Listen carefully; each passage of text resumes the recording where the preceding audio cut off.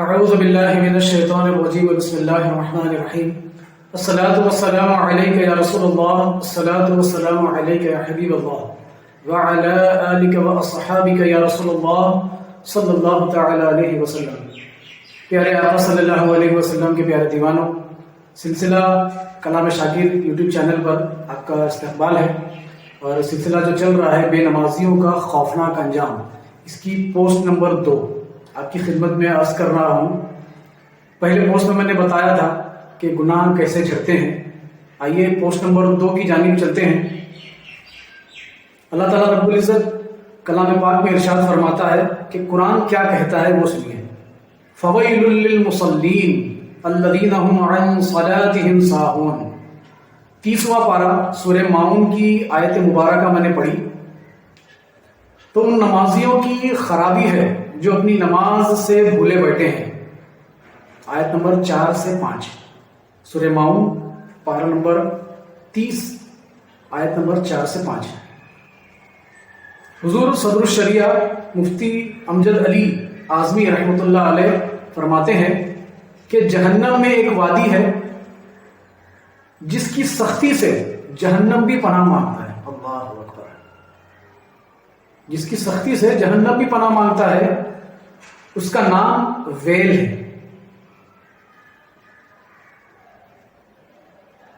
نماز قضا کرنے والے اس کے مستحق ہیں۔ اللہ اکبر! یعنی نماز جو جان بوجھ کر چھوڑتے ہیں وہ اس کے مستحق ہے۔ بہار شریعت جلد نمبر 1 صفحہ نمبر 434، حضور صدر الشریعہ علیہ رحمہ فرماتے ہیں کہ جو نماز جان بوجھ کے چھوڑ رہا ہے تو جہنم ایک وادی ہے جسے جہنم خود پناہ مانگتی ہے۔ تو ایسے شخص کا کیا انجام ہوگا، اللہ ہی خیر فرمائے۔ آگے آگے بڑھتے ہیں۔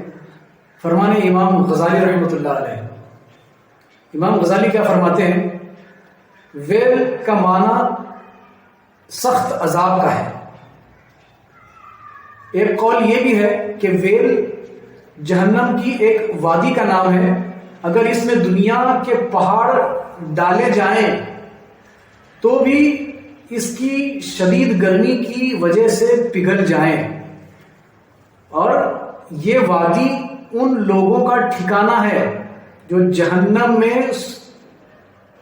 یہ وادی ان لوگوں کا ٹھکانہ ہے جو نماز میں سستی کرتے ہیں اور ان کو ان کے اوقات یعنی وقت کو چھوڑ کر پڑھتے ہیں۔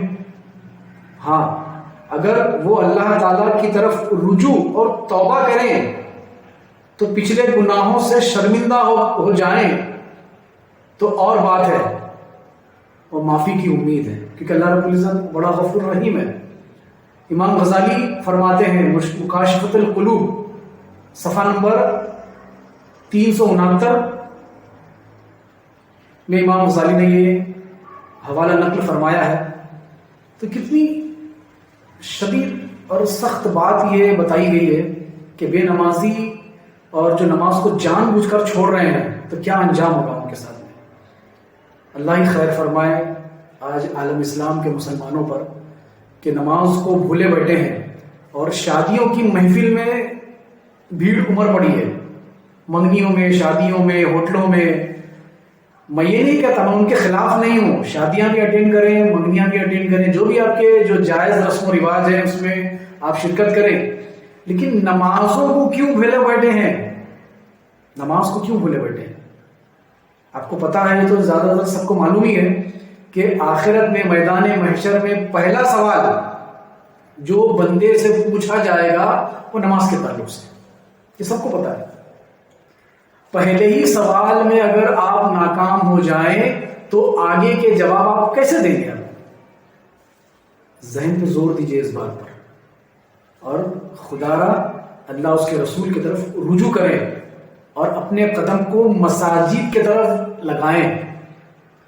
بازار میں جانے سے کوئی ممانعت نہیں ہے، مارکیٹ میں جانے سے کوئی ممانعت نہیں ہے۔ آپ بازار میں جائیں، مارکیٹ جائیں، کاروبار کریں، سارے رسم و رواج جو جائز ہیں وہ سارے اٹینڈ کریں، کوئی مظاہرہ نہیں ہے، لیکن پہلا قدم نماز کی طرف بھی بڑھائیں۔ جس کی نماز ادھوری، اس کا دین ادھورا، اس کی زندگی ادھوری۔ ایک چھوٹی سی بات میں نے آپ کے سامنے عرض کی پوسٹ نمبر 2 میں. آگے کی پوسٹ کا سلسلہ جاری رہے گا. پوسٹ نمبر 3 آپ کے سامنے میں حاضر کروں گا انشاءاللہ. تب تک کے لیے دعا میں یاد رکھیے اپنے خادم اور اپنے خدمت گزار کو. میں فیاض محمد کلام شاکر کی جانب سے آپ کی خدمت میں ایک چھوٹا سا پوسٹ لے کر آیا ہوں. آپ مجھے بھی دعا میں یاد رکھیے, میں آپ کے لیے دعا گو ہوں, آپ مجھے دعا میں یاد رکھیے انشاءاللہ. السلام علیکم ورحمۃ اللہ وبرکاتہ.